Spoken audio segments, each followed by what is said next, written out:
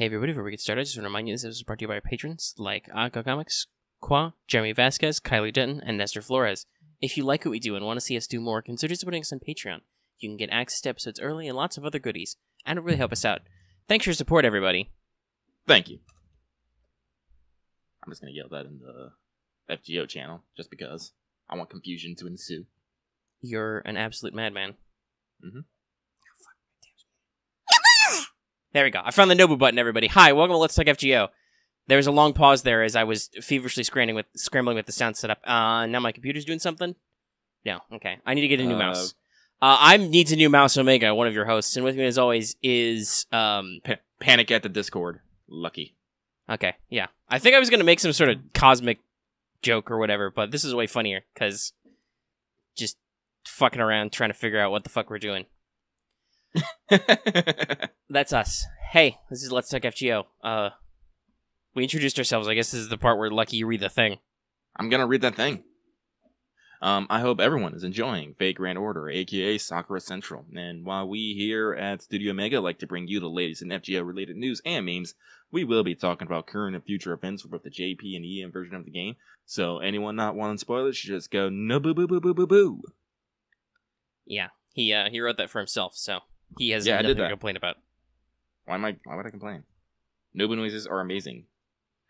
You know what else is amazing? Pro tips. Let's just jump right into that. I don't think we have any business to talk about. Senpai, 起きてください. Yeah, I should probably be more careful about anything that requires me clicking, because like I said, my mouse is getting kind of weird and it's like double clicking stuff, so that really fucks up my steez sometimes. So I probably need to buy a new mouse. It'll have Amazon Basics branded all over it like everything. But yeah, so, hey, we're Let's Talk FGO, and this is Wake the Fuck Up Senpai, our regular segment for pro tips. So, the short version is that, I came up with this, by the way, like 10 minutes ago, and I'm not sure if I'm writing it right, but basically, your bonus attack percentage from events and items in those events, you know, like CEs or whatever, and sometimes actual items, that all usually stacks, so if you're trying to run quickly through events, you should consider this additive stacking.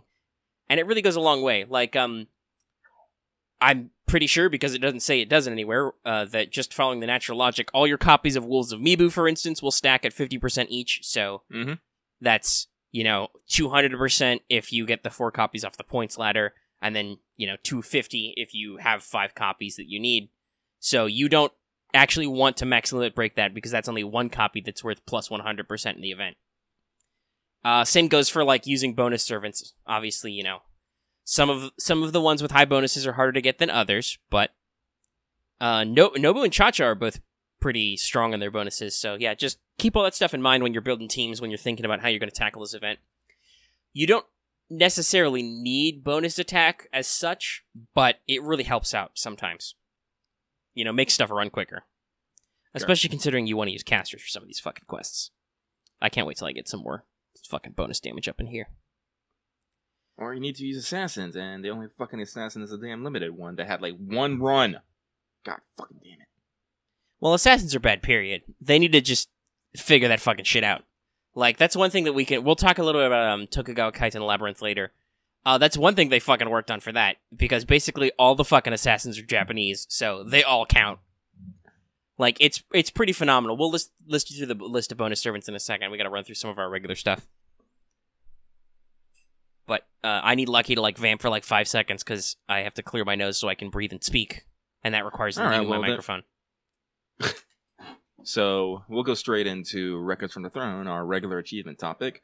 Usually, we go into order of posted, but since Omega's AFK, I'll just say that I did a single 10 roll on the GUDAGUDA Meiji banner.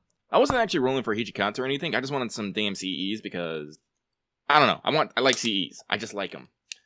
And I acquired the SSR and SR CEs, so I'm calling mission accomplished. Also, is it just me? Am I crazy, or does the SR CE actually change image? Because I keep looking at it, and on one like screen, it's the picture of the female master, and then I look at another screen, and it's the male master. I'm all like, what is this? Is it depending on like what side you picked? I don't fucking know. Someone explain this magic to me. Yeah, I have no idea what you're talking about. Well, they're both in the you image. didn't roll, so you... No, it's not! No, like... they are, like, literally. Unless it's like... I mean, there's a color slash, but I don't... Listen, here's the... If I wiki it, here's the image. This is the CE. Yeah, because you see, here's the thing. Like, on one side, it'll just have the top half of the, of the female, and then on another one, it'll have the top half of the male. I don't know what to tell you. There's like, despite the fact that this CE is out, as usual, the Granddaughter Wiki is super slow, so I have nothing. I don't like, it's just, whatever, this thing exists, it has a name. Hang on, I guess I actually gotta show people here, because I gotta show you, like, in-game here, or something. Yeah, if you're actually seeing stuff. Cause yeah, see, like... I mean, so, here's the thing. Because the mini image... that crops the top up, that cuts out the male master almost entirely. You can only see his hat in the thumbnail, basically. But if you're looking at it in a different, like, screen, like maybe if you're looking at in Servants, it shows the center of the image, which would be the male master. I don't know. Like, it sounds to me like they're cropping, because if you look at the full art, they're both there. Yeah, Vesper just posted it. So it's basically, it's cropping. It crops weird, because there are... It's like, you know when you tell a phone camera to look for faces? It's like there are two faces in the image, so the way the software crops them is weird. Everybody got that?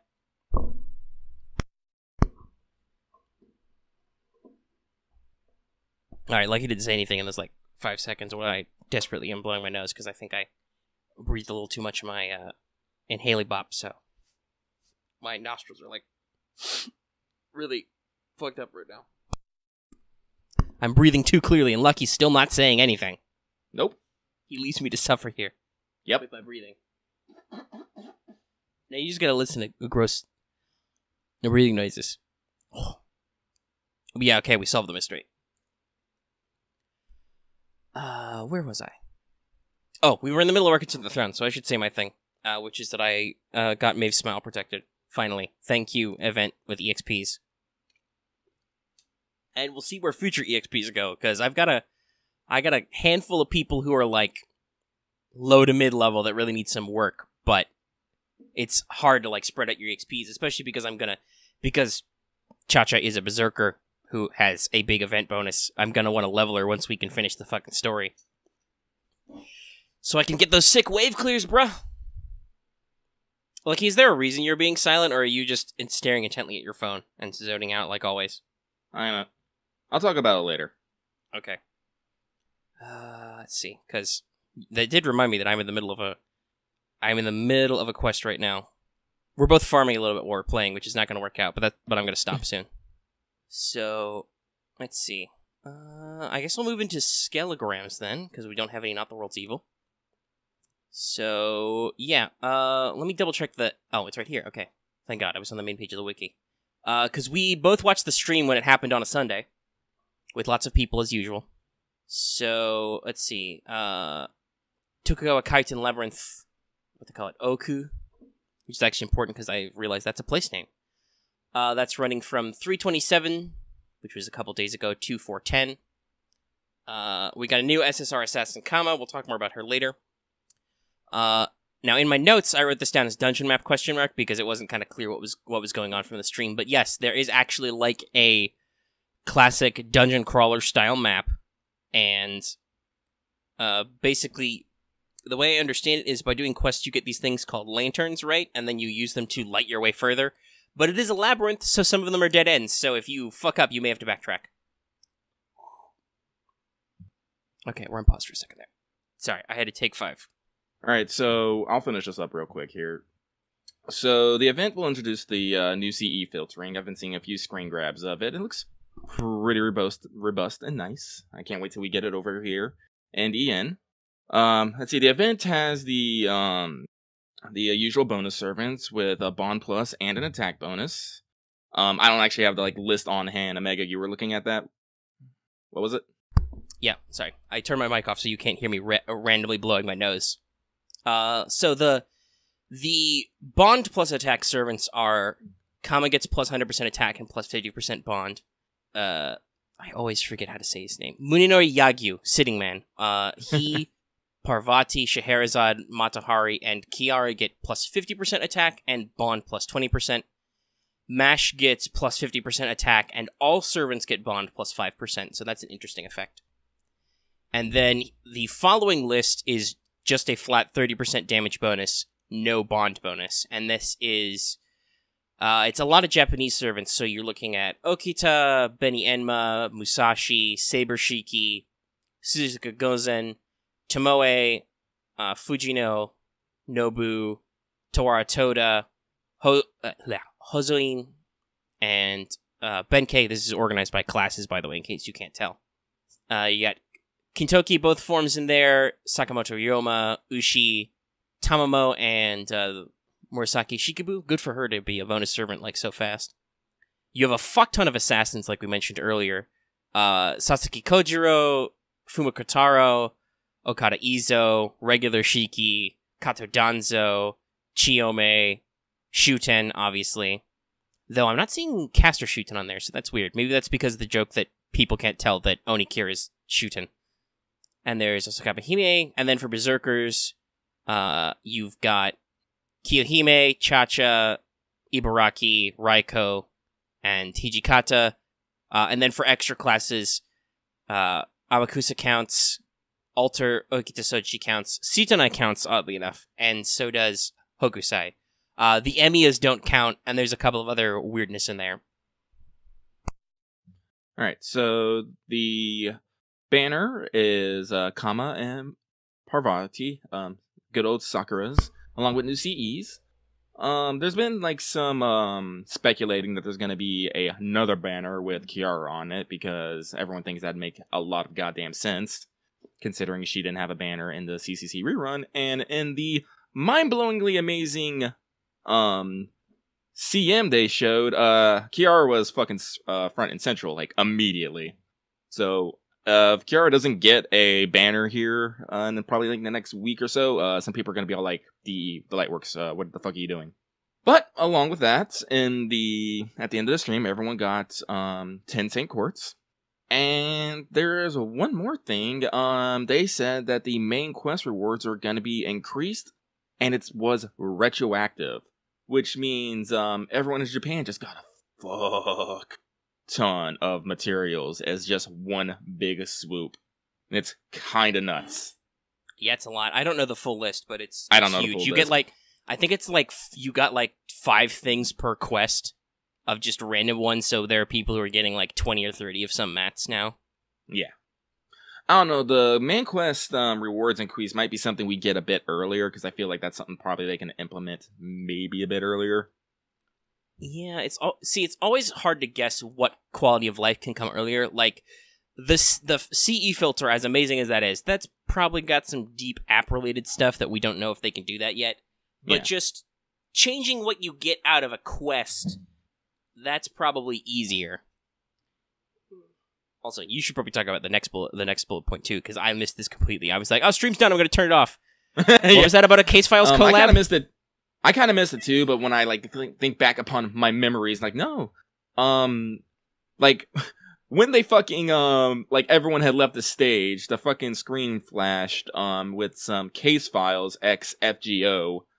And that passed people a buzz that there's going to be a Case Files collab in the future. And honestly, I think it's going to be kind of great. Yeah, I saw some of the Case Files like previews before in like the stream pre-roll. When is Case Files coming out? Give me Welfare Gray. Or Welfare... Everybody wants Welfare Gray. Well, some people want Welfare Flat. We'll see, I guess, what they do. I don't know. Like, Flat's actually a mage, so... I don't know. That would have to be some pseudo-mage shit. But Gray's a Saberface. Yeah.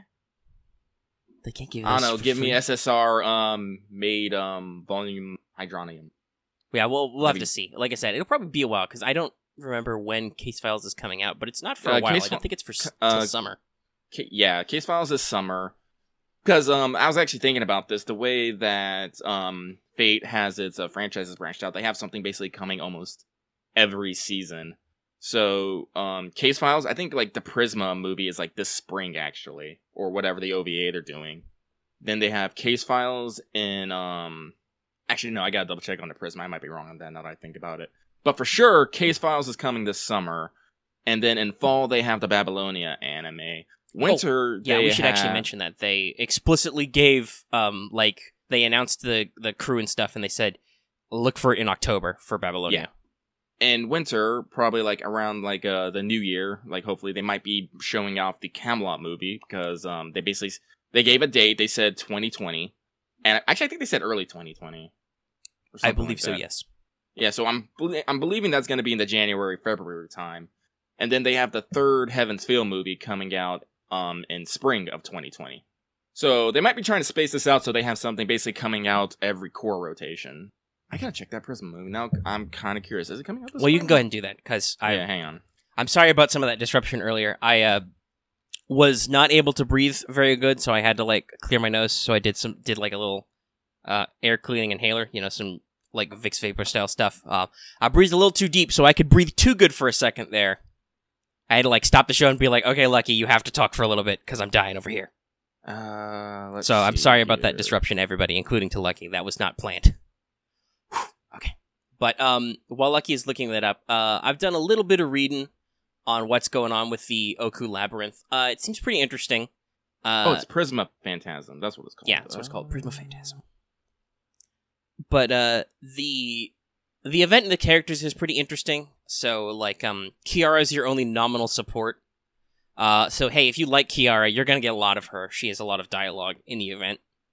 So real quick, it looks like Prisma, the OVA, is going to be this summer as well, so nothing this spring. Well, I mean, it's technically spring now, right? Oh, but it's March. When did Heaven's Feel 2 actually come out in Japan, though?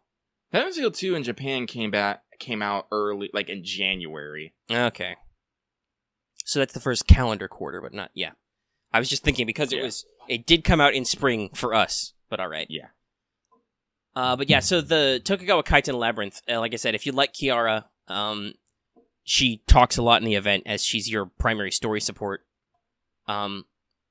Parvati is there, but also she's sharing some space with an extra character who's related to the Labyrinth, who I don't know a lot about, but she sounds fun. A lot of people are like, give me a costume change for Parvati, which changed her dialogue. I don't know if we're going to get that because she already has a costume, but we'll see. There could be some fun stuff. Also, this I think, is a really interesting... Gesundheit.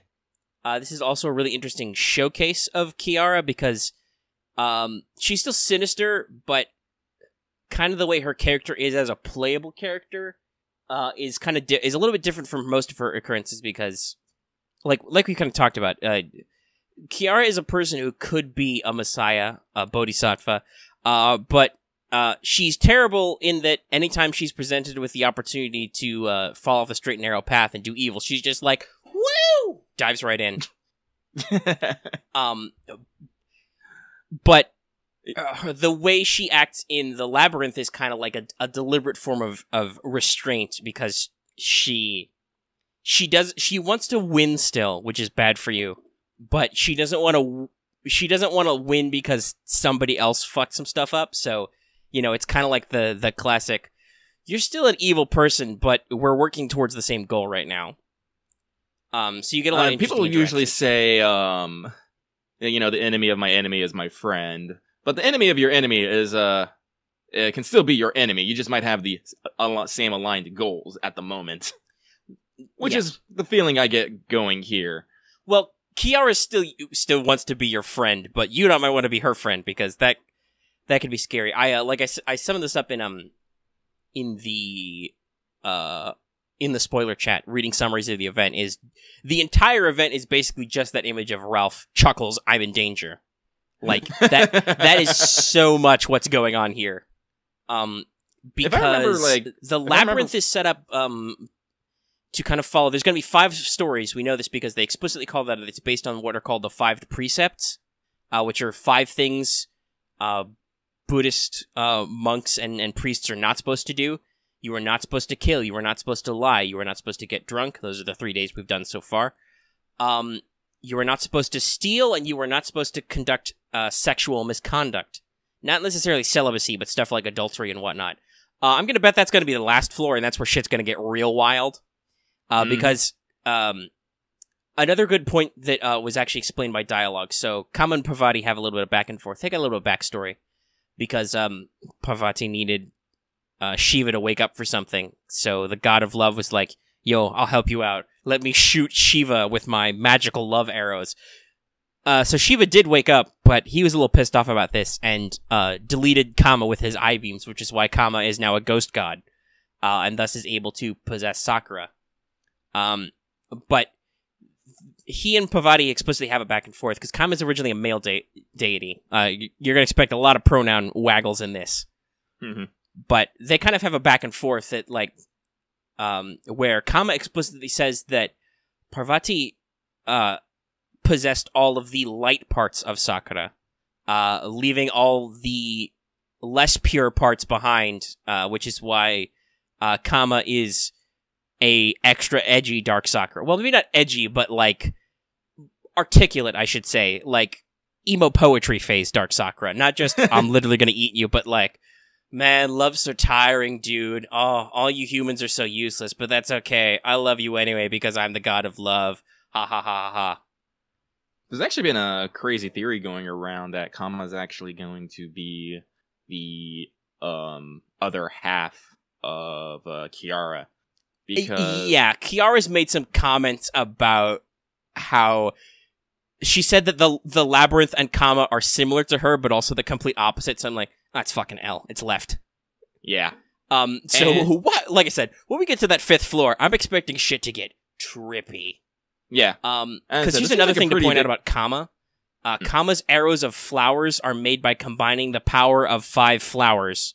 Sakura petals are usually drawn with 5 petals, and there's 5 in the Sakura 5, and their names are all based on flowers. Like, this is some Nasu deepest lore level shit. You can't see me, but I'm doing the, like, crazy hand gestures right now. Like, around my head. Like, what the fuck is going on? But yeah, so basically, Kama in a different dialogue explains that the girl that Kama is possessing has a pure and good love inside of her. She has a pure driving force. That's what Parvati got. So, Parvati is the good little Kohai Sakura who really likes her senpai Shiro and all that fun stuff, and she's okay. Kama is the kind of, like, personality and kind of darker nature of Dark Sakura, but also still has the love god's kind of, like, weird... I mean, think of it this way. If your job as a god was to control human love and desire all the time, you'd probably get a little bored of it, right? Because it's just, It's fucking everywhere.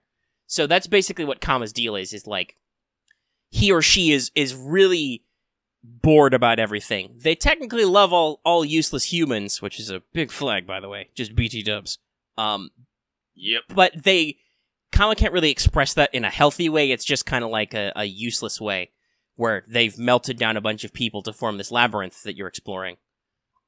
So yeah, there's a lot of super interesting dialogue. Like I said, if you're a Sakura fan or a Kiara fan, you should probably be souped up to hear this event. But also Matahari and Scheherazade are in it, so that's cool. And for some reason, Munenori Yagyu is like the one dude who's just sticking to his principles and didn't get ate up by this labyrinth, so he comes to hang out with you.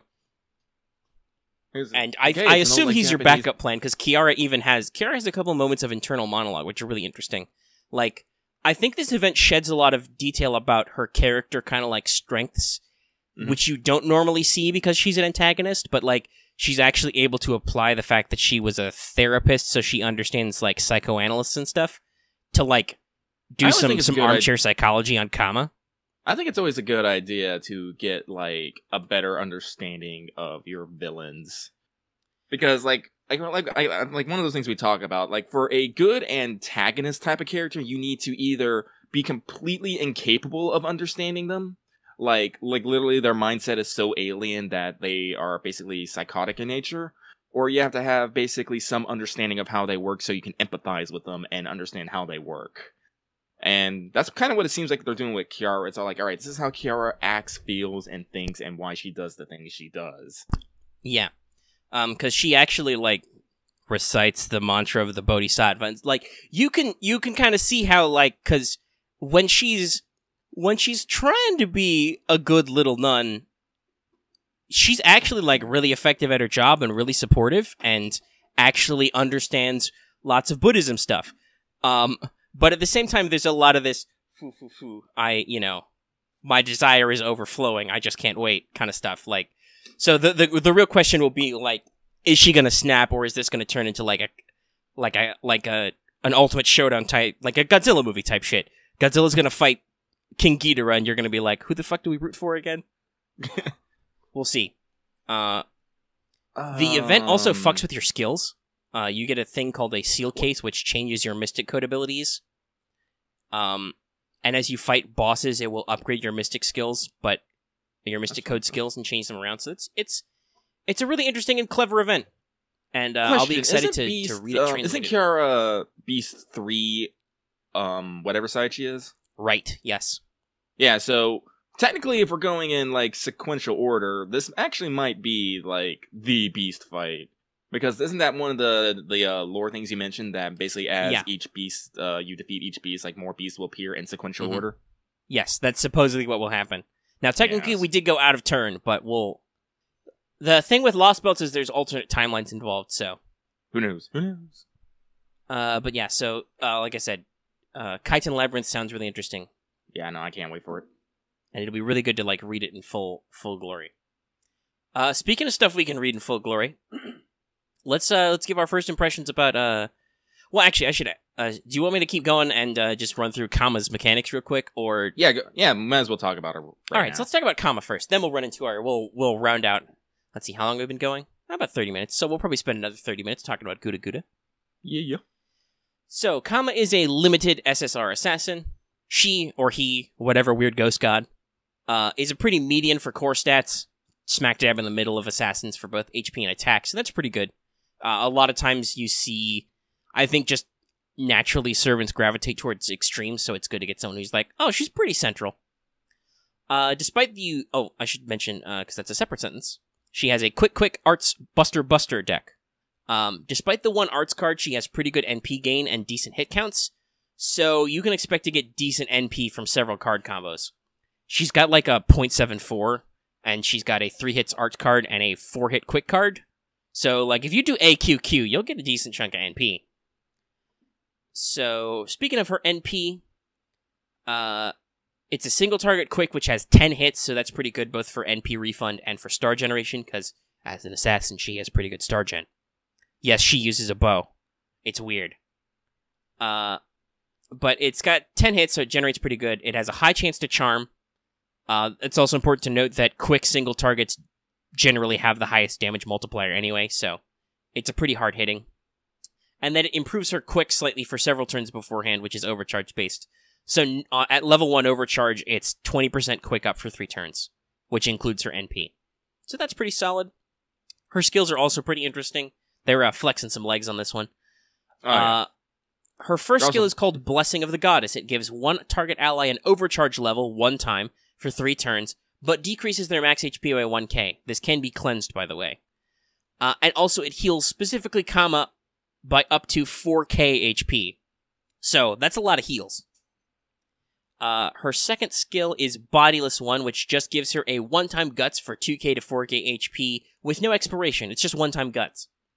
And a 30% attack up for 3 turns. So, you can throw this up whenever and just be like, okay, I need my attack now. And I'll just put this Guts in my back pocket for when I need it. It's a really good skill. And then finally, Mara Papayas EX is pretty rad too. It's an up to 50% NP battery. It gives Kama class advantage against alter egos for 3 turns, and gives her a 20% critical up for 3 turns, and reduces all enemies' charm resistance. So yeah, this is a fucking great skill. This lets you, at 50%, immediately jump into an NP, which if you're facing an alter ego boss, will have class advantage against. And also increases her critical for 3 turns, and reduces the enemy's charm resistance, so if you're trying to do wave clears, you can combo her with Shuten to charm lock everybody. You can use that for her NP. It's pretty rad. And it gives her a unique niche. Because normally, if I'm remembering this rightly, alter egos deal extra damage to cavalry, right? I think, audience? Is it? I believe that's the way it goes. They're strong against cavalry, but weak against knights, or at least damage-wise. Okay, I've been told by the patron chat that is correct. So, Booyah. Kama has a unique role of actually countering alter egos, which there isn't really a counter for, I don't think. Because they have class advantage against foreigners. There's not a third pip in that works, other than, I guess, maybe Berserkers. That technically might... I don't think that forms a triangle, whatever. The class advantage diagram's really fucking confusing these days, okay? Mm-hmm. But, yeah, so it gives her a unique niche. And also, I mean, heck, she's got crazy good staying power. You're talking like up to a 4k heal, up to a 4k guts. She's got a 30% attack up, an up to 20%, an up to 30% attack up, I should say, a 20% critical up. She can give herself overcharge, which can improve the amount of quick up she gives over 3 turns. It's just a really good kit. Oh, and also she's got a shitload of passives. She has Magic Resistance A and Writing A, so those 2 quick cards are super enhanced. She's got Independent Manifestation C to improve crits. Also Independent Manifestation. That may also mean something. And she has a special Divinity variant for more damage and a complete immunity to Charm. You cannot Charm Kama. Also, this is Redrop's first servant, and what a design Kama is. So, in case you've missed this huge meme for the past, half a week, which I don't know how, but, Kama has a very interesting ascension progress. The first stage, which we were shown at the stream, is basically little Sakura from Fate Zero. It got the side ribbon and everything, and it's Sakura's voice actress, so it's definitely 100% a Sakura. And then the second ascension is teenage Sakura, about from the movies. And then the last 2 ascensions are like an adult Sakura. In a very adult sense, because some of that fabric gets out of the way. So, yeah, this is not just... So, while the 3 Valkyries, those are technically much more impressive because they have 3 separate voice lines by different actresses, their designs are all roughly similar. This is 3 different complete sprite sets, which are, completely different, because they are different sizes and shapes. And she has a second NP animation starting at her 3rd ascension, where her arms get cosmic. And it's just, yeah, it's really interesting and cool, and once again stretches Redrop's powers of culture. I was gonna say, it's not unheard of for, sprites to do complete and utter changes. Day 1 we had Waver, which, changes into his child form immediately. We have Chiron, who becomes Horseboy, which is, I'm gonna call that a big change, even if his top half stays the same. But the fact that someone gets an entire new Noble Phantasm... Right. She's got 2 Noble Phantasm animations, basically 3 different heights of sprite set. Yeah. And different dialogue for each, by the way. Mm-hmm. Yeah, Kama is definitely a lot of work. Let's redrop. Mm-hmm. Bless she, or them. Apparently the internet doesn't know. I tried to figure this out, but I've heard multiple conflicting sources. that redrop is female, that redrop is male, and that redrop is multiple people working as a team. Whoever redrop is, they are amazing. Bless them. Yeah, just to remind everyone, is the artist who did Trick or Treatment, Dangerous Princess, Halloween Princess, and the what was the one in Royal Icing? Yes. So yeah, Redrop is a meme lord of CEs and culture of the highest level. Yeah, actually, now that I think about it, except for Halloween Princess, I have seen ridiculous amounts of fan art of servants in those costumes. Mm-hmm. Yeah, so the levels are super high. They are super high. Also, Redrop posted, and I think they have 5 copies of Kama, so that's good. As they should. Now, all I gotta say is Pochi Servant win. Yeah, well, Pochi finally did a CE, right? Yeah. So yeah, hopefully eventually. Eventually. Though you're reminding me of just today, FGO USA posted a new Learning with Manga chapter, and it's the protagonist deciding that they should make a new servant they can monopolize profits of, and she just hands Mash a list of notes she took, and Mash is like, "Senpai, these are just lists of your favorite voice actors." Like, that's the sole entirety of the note. That's how I feel sometimes about picking the artist. So I will say, because we wanted to mention this earlier, but we got kind of distracted because I was dying for a little bit there. I actually wanted to try and talk to Voice to get Voice on, because I know a couple of things about Voice. One, I know he's a fan of the Sakura. And two, I know he has a weakness to both the small and the tall. So I really wanted to get his official aficionado opinion on Kama, because I know that he likes to geek out about the mechanics sometimes, and I feel like this is a very interesting servant for him, because she comes in both. She comes in kids menu medium and supersize me. So yeah, I guess I'll just ask him, because hey, guess what? He rolled, I think, 2 commas at this point. His luck finally turned around. The poor son of a bitch.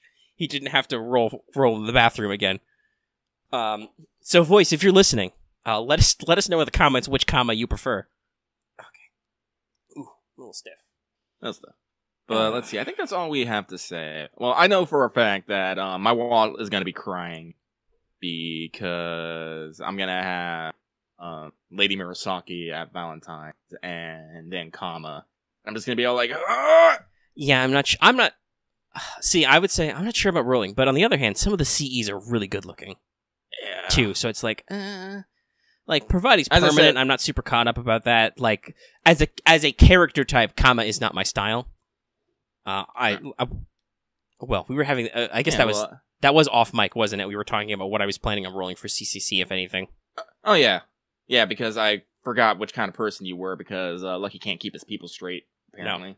But I was like, yeah, I don't think her personality type appeals to me. Like, I'm not.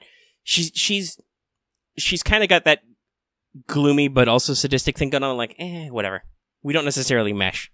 But like I said, I want the CE, so like I don't know. But at the same time, I would love the opportunity to let my wallet rest, because I'm definitely rolling at Valentine's, and I would probably roll at White Day for a Dandy Man. Yeah. Oh yeah, that was the other one, Dandy Man. Yeah, Spider's Web, Dandy Man. But actually, I was thinking about this. Like, I'm gonna roll on that. That way, I can like just pass on rolling for Parvati whenever she comes up, like early randomly next year. Yeah, somewhere. So, and if a Kiara rate up happens suddenly, like I might be able to like save a bit and not throw. I could like focus spending my quartz on just the first banner in CCC. Well, also, by the way, there's also one more thing you need to consider. There's also the King Protea banner in there. Oh god, no! It's a rough month. It's gonna be. be. The month of Sakura, but that means you got to roll a lot. Yeah. So like, this is why I'm literally like, all right, I need to like figure out where I can like focus all this quartz. I'm like, oh god, gotta save. Might have to spend money. We need a version of that numbers gif from like The Hangover or whatever, but with quartz, with Saint Quartz. Just like, where does it all go? But yeah, so I'm expecting some twists and turns, both in terms of banners and stuff. And yes, lots of. I think people got over no Muramasa pretty quick, because one, Kama is obviously such a really ambitious servant design. And just in general, the tone of this event, I think people are very positive over.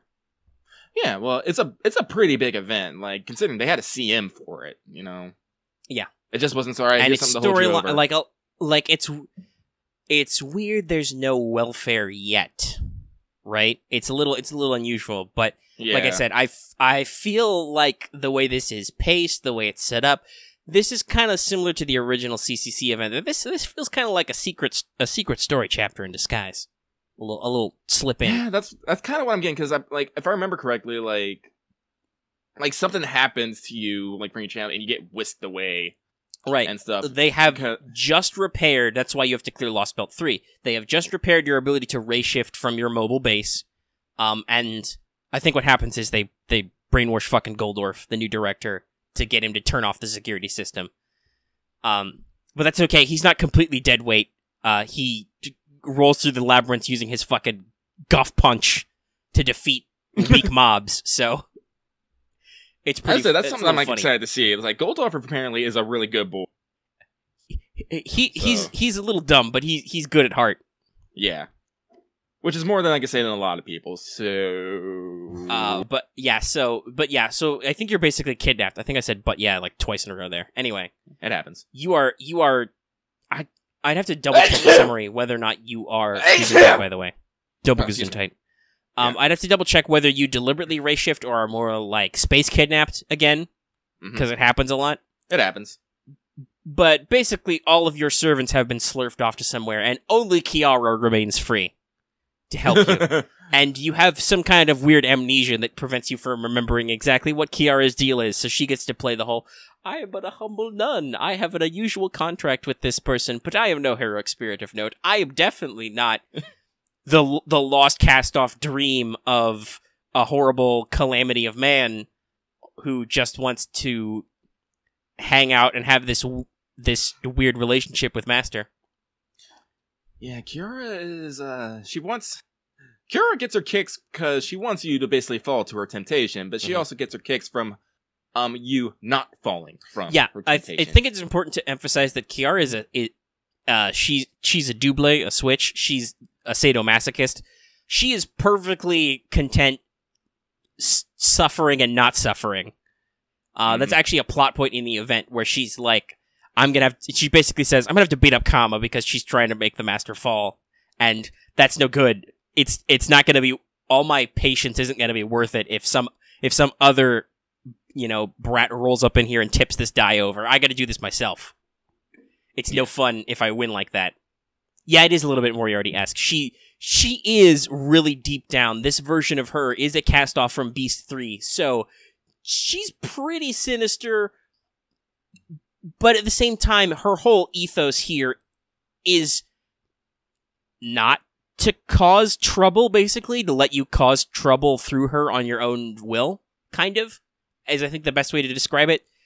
So she actually bails you out of kind of like figuring out what's going on with this labyrinth and stuff a couple of times, and like she is very much on your side, but you even get to make a dialogue option, which is like, or something, which is like, I sense that relying on you too much would be a bad thing. Because the protagonist is perceptive, if nothing else. Though yeah, the other NPC personality that's writing with Pravati, I think I'd have to like double check her history, but I think she was like the equivalent to like a nanny or something for shogunate kids. Like she was a teacher, which is why she's so good at exposition. So she gives you head pats and calls you a good boy or girl, and she senses that you have a good future in front of you, and your power is still growing. So interesting. This event's super cool. We'll see what happens. There's like I'm predicting there's 2 more days worth of story, because there's 5 floors. And then either we'll do like a part 2 type twist, or it'll all be over. And maybe Kama will go, ha ha ha, I will catch you later in Lost Belt 4 in India. Bye, suckers. and it'll have been an elaborate setup for LB4 the entire time. That'd actually be pretty cool. I mean, LB4 is supposedly Indian themed, so we'll see. I'm like, everybody's expecting it to be like a secret Lost Belt prelude or something. It'd be interesting. I'm also kind of curious to see what happens if they're going to have like a secret welfare at the end. Yeah, because I'd have to double check with people who know. Was it made public that BB would be the welfare in CCC? Because you don't get your copies of BB until the very end, which is a lot of work. Yeah. So and wasn't Irie not like really showcased as the welfare until like the end or something for Fate Zero? Yeah, she's also, you have to clear the entire story to get, so I don't know. We'll see. I don't think there's technically a character who could be a welfare unless someone actually like splits off from Parvati, but I don't know. We'll see. There is also another character who's just hanging around, another samurai guy, but I don't know if he was a big enough deal. We'll see. Yeah, I don't know. Like, there's not a lot of male welfares. I think Ryder Kentoki is the only one, I want to say, off the top of my head. Well, you're completely wrong, but he's the only one I think we've had so far. Well, as I said, like, fucking Sakamoto comes paired with his wife. Yeah, so technically they're a duo, but he's in the driver's seat, so like the servant is named after him and all that. Yeah. Is there a good But still, Yeah, it's the filters fact for still remains that a welfares. majority of them is usually cute girl. Is there a good way I can filter event servants.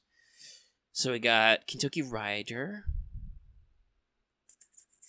There's Sieg. So you're right, yeah, it is pretty rare. There's only a couple more. And Kentucky Rider is definitely the only one we have. Yeah. So, I don't know. Old Samurai do for welfare? Shrug? It has been a while since there's been a welfare. It's been since Christmas. So it's been like 4 months. I mean, if we're not talking about like seasonal, it's like even longer. Like, yeah, if you're discarding seasonal events, it's been since GUDAGUDA 3. The last 3 welfares were summer, Halloween, Christmas. yeah. That said, I mean, there's only looking at it, let me see. There's only like I want to say 5-ish welfares a year. But that said, there's no new welfares this year, so they probably want to get a couple in before summer. Just saying. Yeah, if they go by if they're going by new welfares, yeah, because you will have Christmas, summer, and Halloween again. So those are 3. So yeah, they probably want to get one right about here for like brand new welfares, I believe. Yeah, but obviously we don't know what their event schedule is. But for instance, this year, Cha-Cha is the first new welfare we have this year. Then there's BB, which is pretty shortly after, almost immediately after we're jumping into BB. There's the weird case of Paul Bunyan, who is a event servant, but she's not like a welfare. And then there's going to be Ishtar Rider, the Mecha Ellies, and Christmas Altera. So we, as an example of what a typical year of FGO is, we're going to get 2 welfares in the first half of the year, like back to back, and then the rest are all in special events. So Lucky is correct. Now would be a really good time to sprinkle a welfare in there. One last thing I wanted to mention before we moved on to GUDAGUDA Meiji Restoration is back during the stream they actually did show a trailer for the Babylonia anime, and it's looking pretty damn good. They have a very good grasp of the animation style, and they actually showed action sequences. Yeah, the action sequences look really fluid. The main thing I'm worried about the anime series is that they're going to try and make it too serious. Because as serious as Babylonia was, there was a lot of times I was dying laughing. I mean, Babylonia is very serious, so I think you've got to have some levity just to break it up. Yeah. So I'm assuming they'll keep some of that. But yeah, obviously here's the thing. You don't want to advertise that you're like, you wouldn't want to advertise that this is like a Carnival Phantasm or something. Oh, this is just a happy, fun-loving Fate series. Like, you don't want to trick your audience that way. It's better to let them know you're going to have the high tension because they're using, like, the sinister Babylonia map themes and stuff. Like, you want to be like, shit's for reals. And then, in the course of the story, you naturally have tension breaks. Though they did show a foe in the trailer, so. Yep. Complete with the yawning foe noise. Technically, Aiko Kawasumi, she's in all your fates. All of them. Yeah, she's in there. Alright, so now that we're at like 50 minutes, let's talk about our first impressions of GUDAGUDA Meiji Restoration. This actually honestly won't be too long, I think, because it's a time staggered event. We're not through the first battle yet. Yeah. And first off I want to say like I've been going pretty hard. Like this is 100% lucky right here. I have basically 500k Shinsengumi points and 100k Oda points. And as I said, we're only we're barely touching day 2 right here. I have 75 by the way. Just Oda points. I haven't done any Shinsengumi points yet. I will say hard. I haven't had as much time in the event kind of came at like a bad time for me right away. So I had like a busy day yesterday and couldn't do too much farming, and I wasn't in the mood to start like right away the first day when maintenance actually rolled through without any delays. Oh yeah. I did, however, just buy my first copy of Fortress of the Sun, so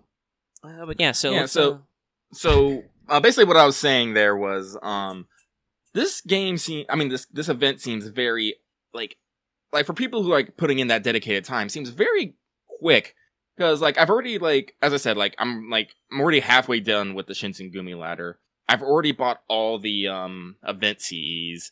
I've cleared out the silver XPs. I've picked up I've cleared out the scarabs and the spirit roots. This is partially because I actually got real lucky. I picked up I was able to get 2 CE drops. I got 2 Wolves of Mibu, and that's the reason why I went to the Oda Shogunate for a little bit. I'm like, I need your Mibu CV. Gimme. It'd be faster.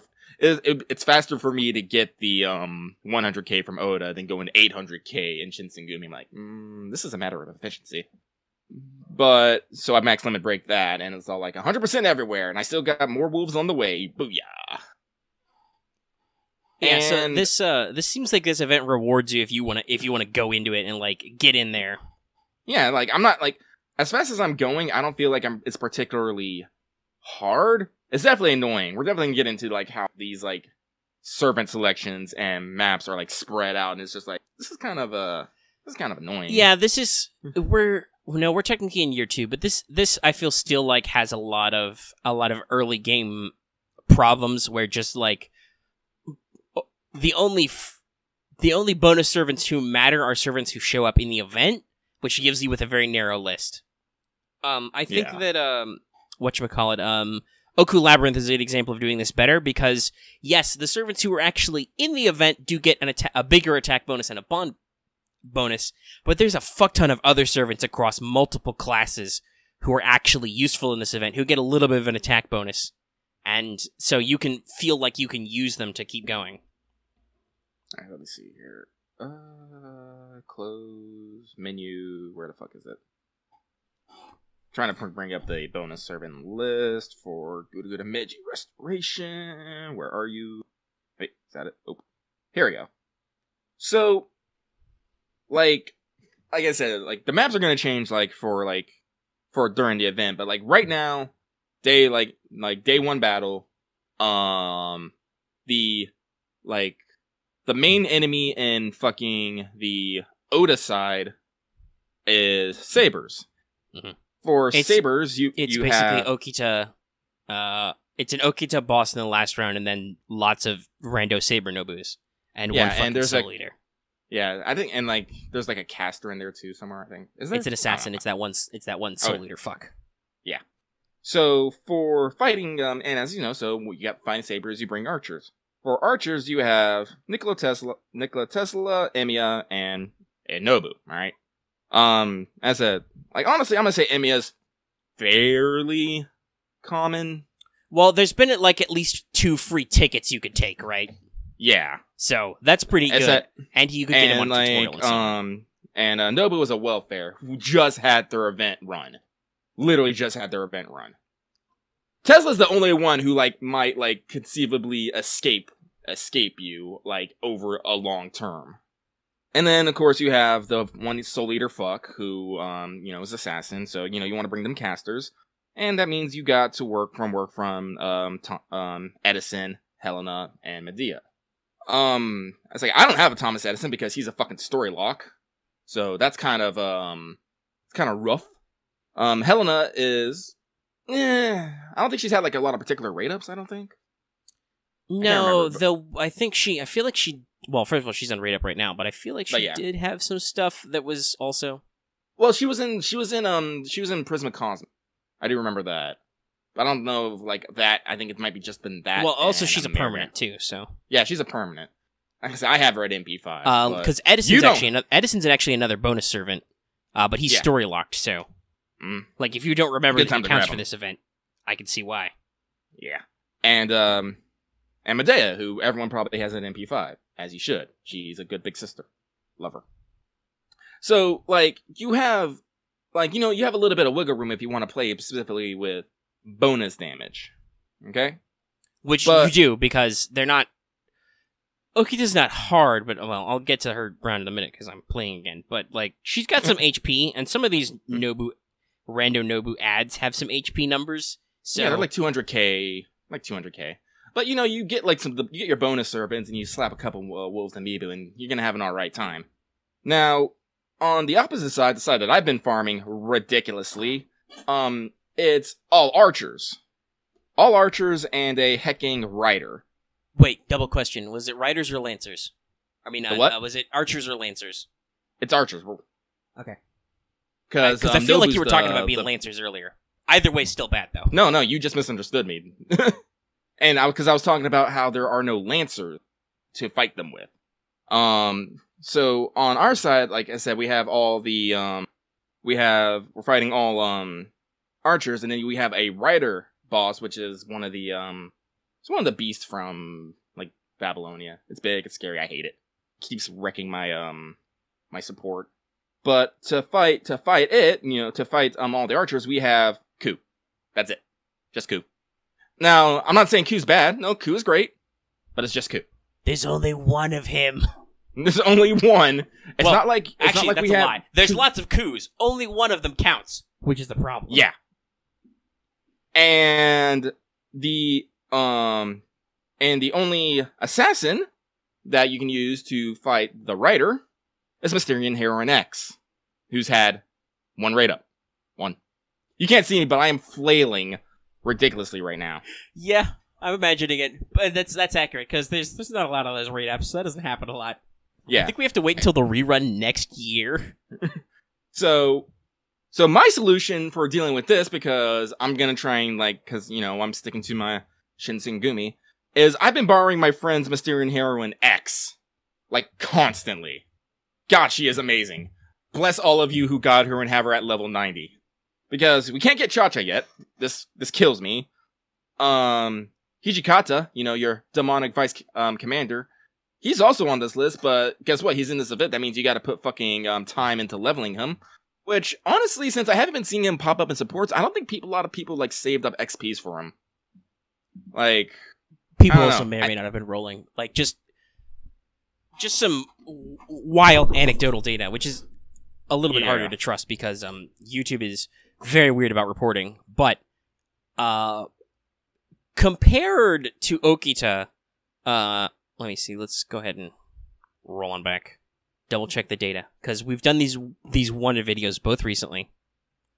So let me look in there. So according to YouTube, now obviously there's a week or two between them, but right now wanted Hijikata sitting at about 430 views, 430, and wanted Okita is at almost 1,500 views.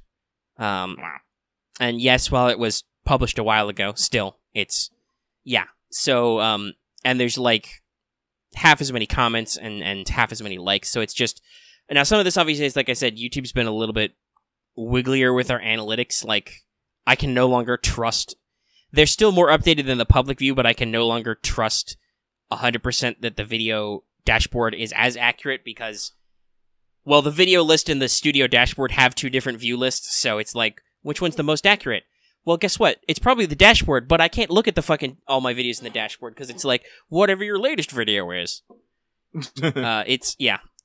Some of the stuff in the new YouTube studio is good, but a lot of the data to me is still glitchy, and I think it even says in the dashboard, known issues, analytics in the studio beta are not the most accurate yet. Thanks, guys. Thanks a lot. Damn it, people! But still, based on that anecdotal evidence, I would say there's not as much interest in Hijikata as there is in, say, Okita. Yeah. So, again, not a lot of people. That leaves, Cha-Cha, who you literally cannot have yet. She is a reward for completing the story, which obviously is what we're working on right now. Yeah. And which sucks because, as I said, I've been going pretty hard, and I think I already have 3 fans. Let me double check that real quick. Yes. Fans is multiple copies. It's the other stuff that's the Ascension materials, I think. Yeah. I can't check because I'm in the middle of a quest and I can't look at the store. Yeah, I have 2 or 3 fans. I can't remember, but let me see. Oh, wait, actually, I can go right here. Let's see here. Yeah, I got the one at 4K. No, I just got 2. Wait, 250. Nope, I got 3. I have 3 fucking fans, no Cha-Chas. I am shook. Well, yeah, because you can't get any copies of Cha-Cha. Nope. The fans are actually the copies of Cha-Cha, I believe. Yeah. So you'll be ready to go when they let us have a Cha-Cha. Oh yeah. I'm just gonna use all the bears on her. Maximum Berserker Lily. Go. But so this is the thing that bugs me right here is I'm gonna disregard the idea of drops because like I said, the drops are different on both sides too. But one side is definitely more well equipped to fighting than the other. Like, as I said, I don't know what's going to happen. Yeah, in but I days think the thing is with your if I understand correctly, with your declared faction, it doesn't matter what side of points you get. Any points you earn count towards your faction instead. No, because I said I have 100k Oda points. Right, but I think for terms of the faction battle, those Oda points still count as towards the Shinsengumi faction. I think, if I understood this correctly. Listen, I will qualify this. The writing on this event was kind of unclear, and I had a hard time parsing it because for some reason I guess people in reading it in Japanese didn't understand it any better. So there's that. But that's what I understood. It was that when you pick a faction, whatever points you get go towards that. Now, obviously, we're talking about the point ladders. Yes, it's very astonishing that since you had a harder time of just running the quest over and over again, which is really all the things that the bonus attack does. Because the servants don't give bonus drops. We don't want to accidentally imply that. That's all CEs. But it's impressive that you've gotten quite so far along in the points ladder, considering that it is a little bit harder, at least for you specifically, to run that. I don't know. So it's like, actually, I think it's funny that you say that because I was thinking about a joke earlier that I don't know if it'll be in the story, but the Team Shinsengumi is really the whale team because both their leaders are limited servants, whereas Team Oda are both welfares. So they're the FTP team. So I don't know. I don't know if FGO got that deepest lore on us. And hey, guess what? If you're a huge whale, it's way easier to play Shinsengumi. That's true. Well, I said, Chacha follows you regardless of whatever faction. Cause technically, because she's like, you're interesting. I'll follow you. Yeah. I'm Chacha. I was about to do an impression, then I looked deep into my soul. I'm like, there's no way you can pitch your voice quite that high, bro. Chacha. Yes. I don't know. Something like that, but you need to put that slight rubbery squeak on it, which I don't think we can do. Yeah, no. My balls have dropped, sorry. By the way, it's hilarious. Literally, first time using Chacha as a story support. First skill use. She did the special, she accidentally leans back too far and falls over animation. I'm like, yes! Well, you just lost an SSR, my dude. Probably. I think that was a joke we talked about with voice, because that's like... Yeah. That's another, 1 in 100 chance or something. Or 1 in 10. Yeah, it's like a little super low chance to do it. But yeah, Chacha is amazing. I love her. I like her. I'm sorry. I love the idea. It was kind of funny that, the memes are going around and Chacha's line, it's not my fault, I'm a lolly berserker. Everyone's like, that's a fucking light novel title. And you know it. I'm like, yes. Yes, it is. Yeah. The dialogue is great. The writing's really good right now. Let's talk about that a little bit. Yeah, so you open up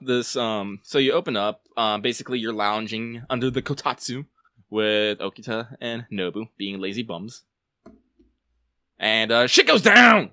Nobu particles. Are back. No, senpai, Nobu particles are really bad. For reasons. Don't you remember this whole thing? No, not really. But, you gotta fix the problem. You gotta go smack some Nobus around. Everyone thinks it's bad Nobu. You go. There's Blackbeard. I can't remember what they changed his name to, but he's basically the version of Commodore Perry. Basically the U.S. Navy man who came over to Japan and be like, open up your fucking borders. We need places to hang out. But Nobu just immediately shoots him, and he goes off twinkling into the sky. Dies immediately. So, again, continuing the event tradition, Blackbeard shows up, Blackbeard's gonna die. I love it. 100%. There are, let's see here. From there, as I said, you just go investigate. Motherfucking Nobukatsu shows up. He's kind of we have it on we have it on good authority that Mash's VA Absolute adores this character. So who knows, maybe we'll get him as a welfare one day. They do explain that Nobukatsu was Noda Nobunaga's Oda oh my god, I can't talk now. Oda Nobunaga's younger brother that died early on. And, definitely has the familial semblance. Honestly, you could literally just look at him and go, that's a male Nobu. Which I believe is what his art started as. Paco drew a male Nobu and they were like, hey, we can use this for something. Again, this is just how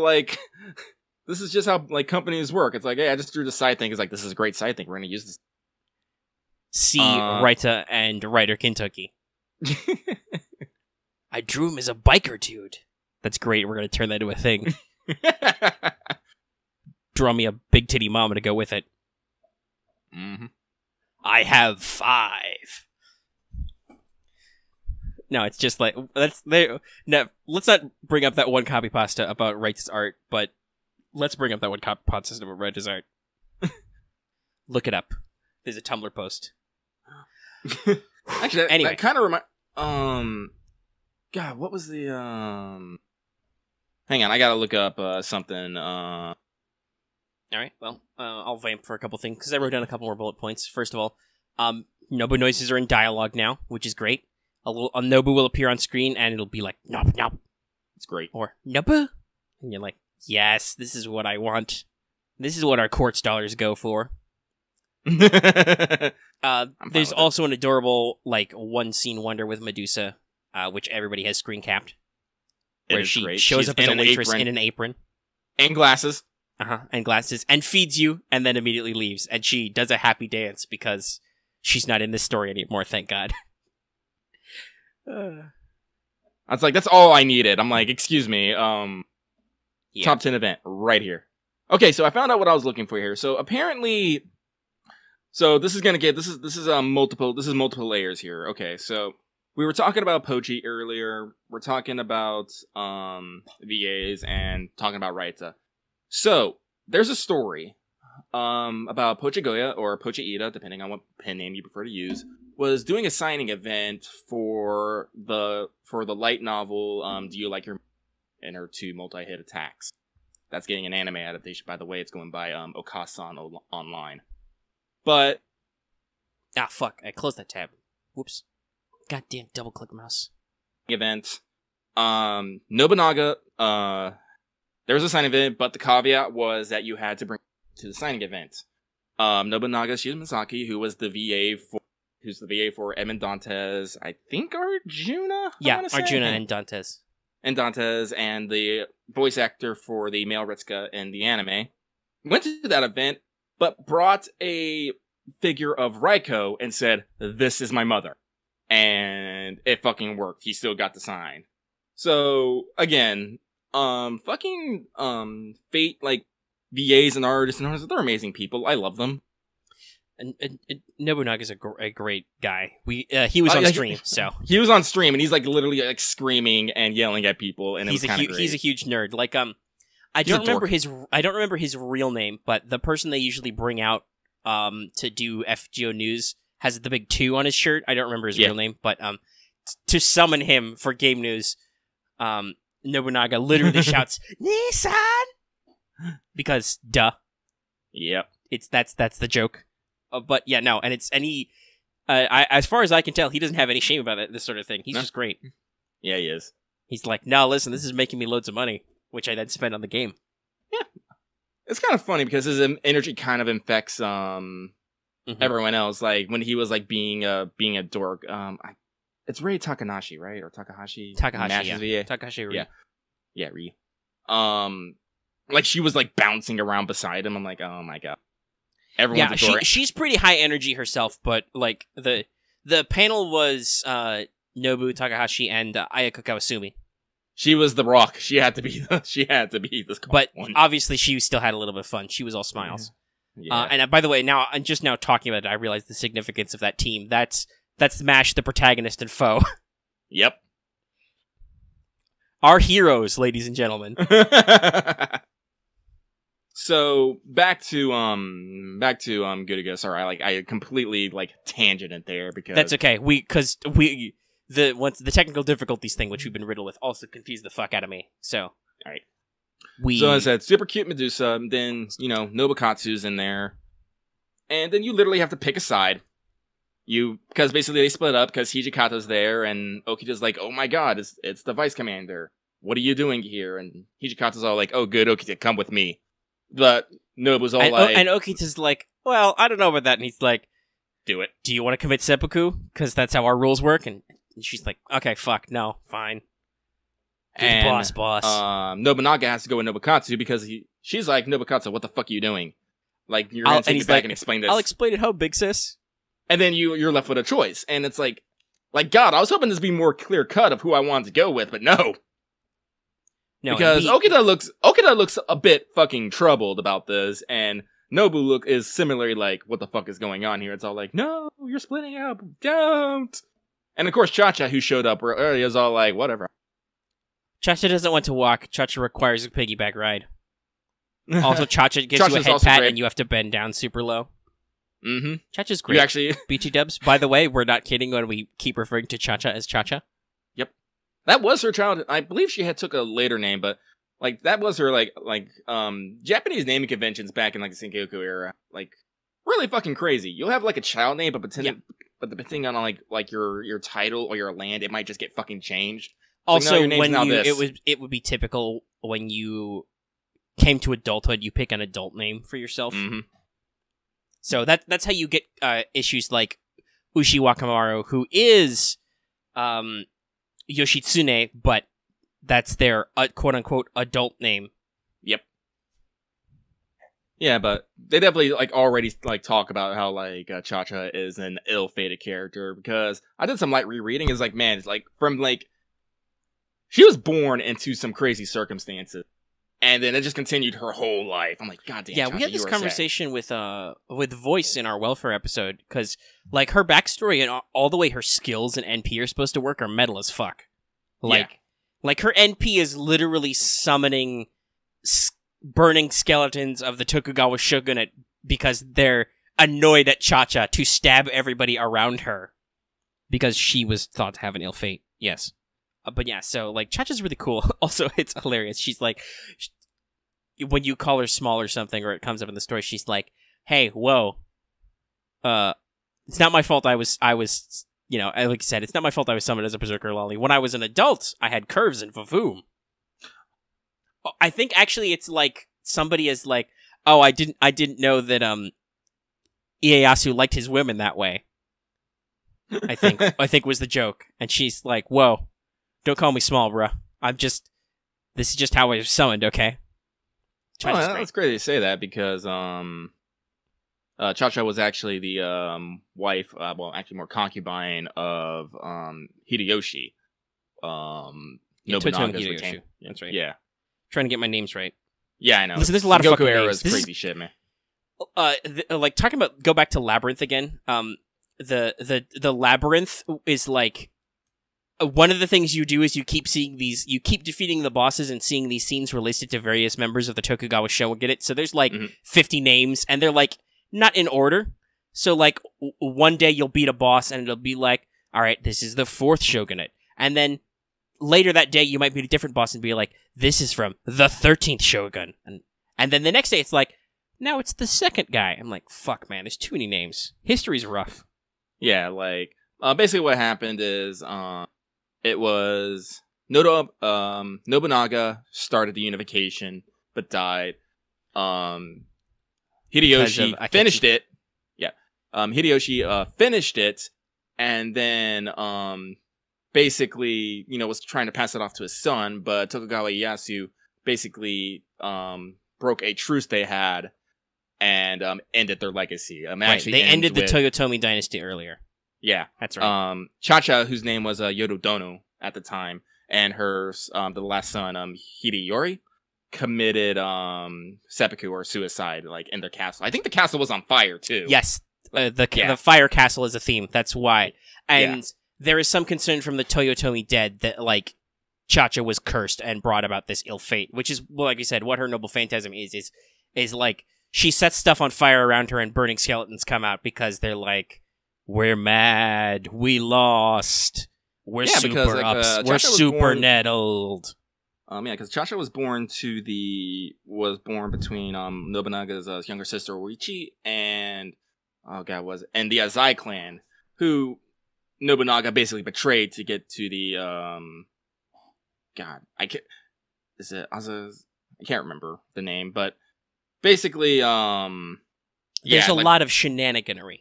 Yeah, and Cha-Cha's in the center of it all, all throughout, this unification by the way, process. it's funny that actually comes up. We talk about the Tokugawa Labyrinth. That actually comes up again, where like I said, the character Kasuga who's riding with Parvati basically, because I assume because she's not strong enough to have her own heroic spirit. Like it's mentioned that Chacha back at Chaldea, and she's like, I want to meet her, but I don't want to meet her because of reasons. Which is like, I'd love to talk to her, but also she'd probably hate me because I'm a Tokugawa retainer and some stuff happened.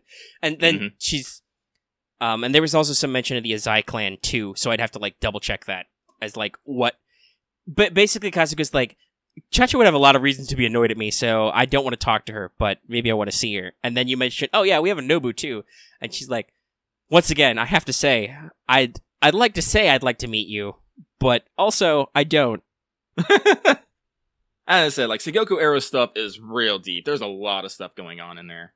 Like I said, I can't even keep it straight. But yeah, well, we've visibly not or audibly not been able to keep it straight in this very video. Yeah, but Chacha, she's a very sad though. girl. She's a very sad girl. Give her head pats. Tell her it's okay.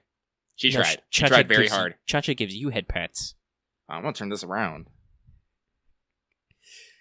And that's how Lucky got stabbed and set on fire. Yeah. It's like, I am a beast. I love all my servants unconditionally. All right, well, we talked about Chacha. We talked about the story stuff we can do right now. We talked about the event. We're at an hour 20. I don't think there's really much else to talk about. No, I think the next day, let's see, when is the next battle? Yeah, that's the thing. I don't know when the next story starts. Let me see here. They have a timer, which is hella convenient.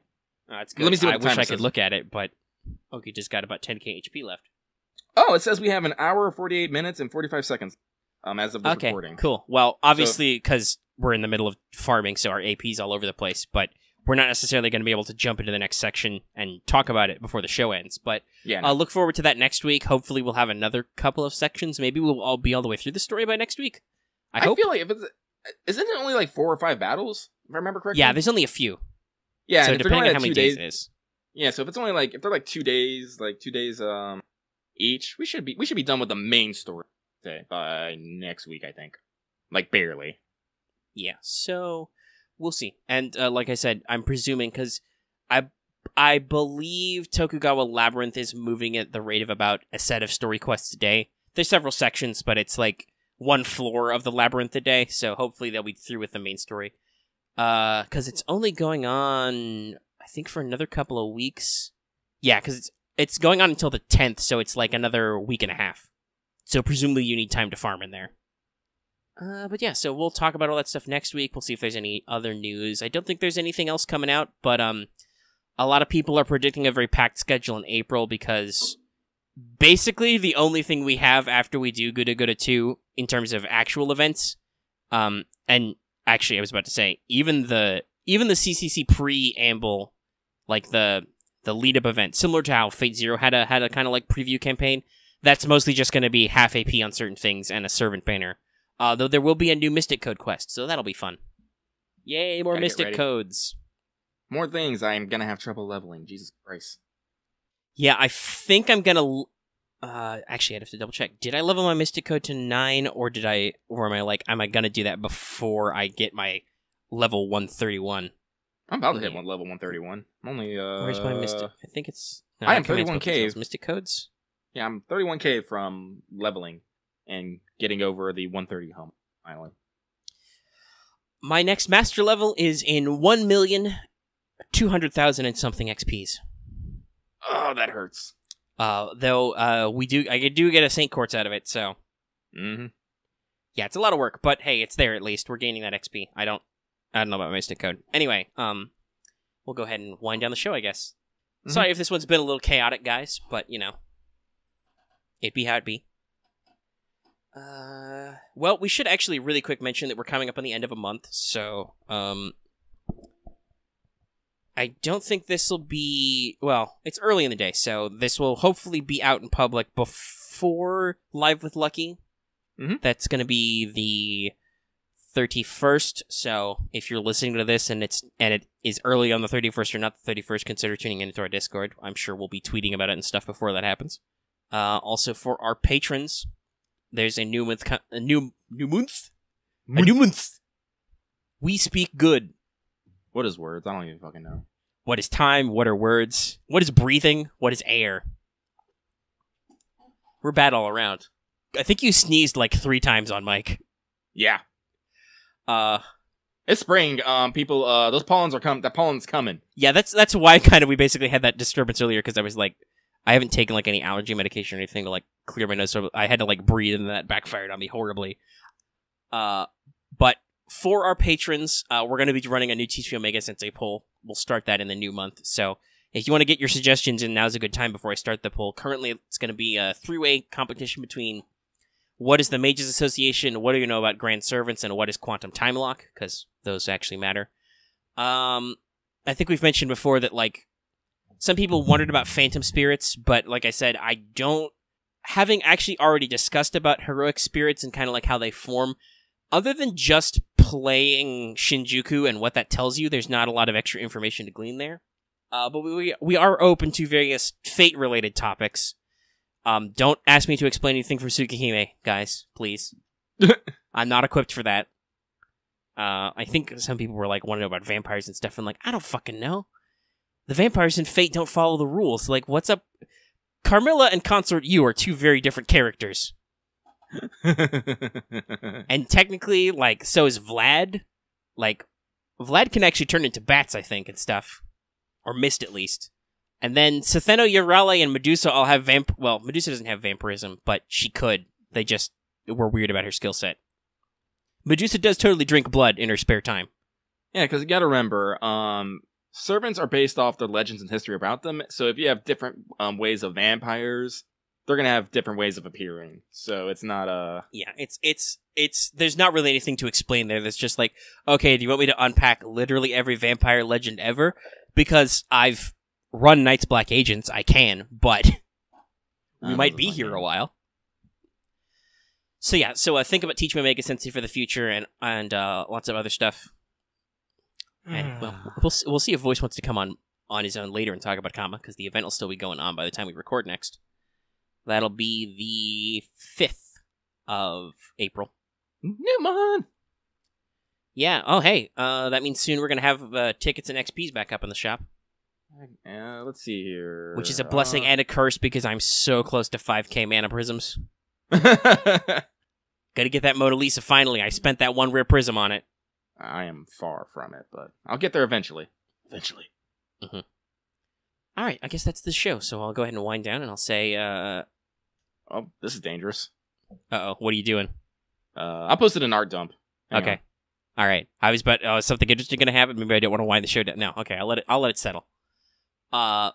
If you like this episode, give it a like. If you have any comments, leave them in the comment section down below. We love your comments.